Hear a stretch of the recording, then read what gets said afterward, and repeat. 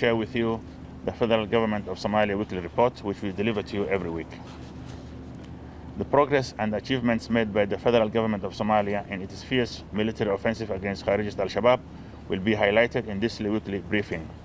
As you know, this is the first agenda of the FGS and its leaders, since the terrorist group is there to deny the Somali people their rights of living with peace. This week, the enemy was taught unforgettable lessons in the battlefield and front lines, where some of their positions were destroyed and taken over by the SNA. For example, areas between the Middle Shabelle and Galgaduud region, about 100 militiamen were killed by the Somali National Army and their partners, as well as in the Galgaduud Bure area of southwest state, where about 60 militiamen were killed by the government forces. There are other areas where the enemy was targeted and inflicted with heavy losses. Weapons and ammunition is confiscated from them after they have been defeated. Once again, congratulations to the heroes of the Somali National Army and the people who stood to fully support the operations against the enemy. Let us extend a special commandment and congratulations to the Somali people who are tirelessly providing support to the heroes of the SNA. We encourage the spirit and ask them humbly to continue until our country becomes a pure, stable, and a land free from Al-Shabaab menace. The achievements of the SNA are positive indications of their morale and the preparation for taking the big task end of next year, which is to take over the entire security task of the nation from ADMIS AU forces who helped Somalia for the last decade. Thanks, ADMIS again. Still, with the reports about the fight against the terrorist Al-Shabaab, as we are aware, stopping the financial channels of the Kharijist Al-Shabaab is one of the three components of the fight. The President of the Federal Republic of Somalia met with U.S. Under Secretary of Finance Brian Nelson, who is in charge of anti-terror and stopping the channels of funding the terrorists. Both sides shared continued cooperation in the fight against terrorism and the U.S. support for the Counter Al-Shabaab campaign. The President highlighted the progress and the achievement the FGS has made to weaken the financial channels of the terrorists. Meanwhile, the President also met with the National Committee in charge of preventing the terrorists from using financial resources.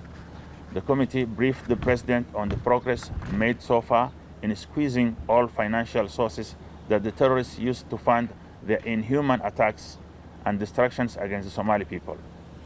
Once again, let me extend our thankfulness to the Somali people who made it possible for the government to succeed in weakening the financial sources of the terrorists. On the other hand, the Prime Minister Hamza Abdi Barre, while attending a summit in Dar es Salaam last week, he met the Kenyan President William Ruto. Their discussion focused on the ties and cooperation with the two brotherly and the neighboring countries, as well as the military cooperation in the fight against Al-Shabaab. Kenya is one of the frontline states, including Djibouti and Ethiopia, who will join the Somali National Army in the second phase of the offensive against Al-Shabaab. We know the terrorists are not only posing threat to Somalia, but also to the neighboring countries, where they conducted attacks in the past.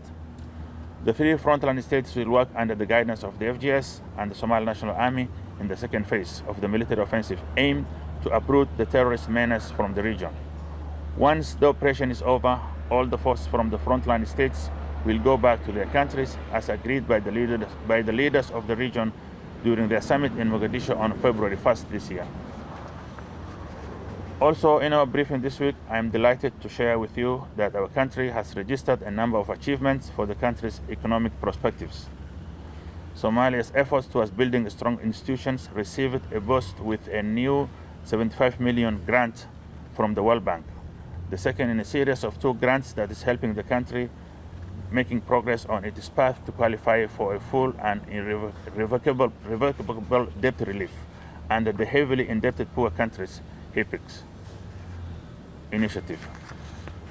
The country manager of World Bank Somalia, Christina Svensson, said this effort supports the government's aspirations to build the foundations of a modern economy with strengthened institutions. It also signals the significant progress Somalia has made in terms of institution building and economic development, paving the way for a more stable and sustainable future. Also, Russia has granted a debt relief of over 684 million owed by Somalia in a deal finalized on the sidelines of Russia-Africa Summit in St. Petersburg. We also thank the Somali Parliament for passing or endorsing the budget review for the year 2023. We also mentioned in our report this week that Benadir Regional Court is still hearing corruption-related cases in which the government officials are being tried, accused of misappropriating millions of dollars of public funds. The FGS reiterates that the fight against corruption will continue and that anyone accused with corruption and available or sufficient evidence will be brought before the law.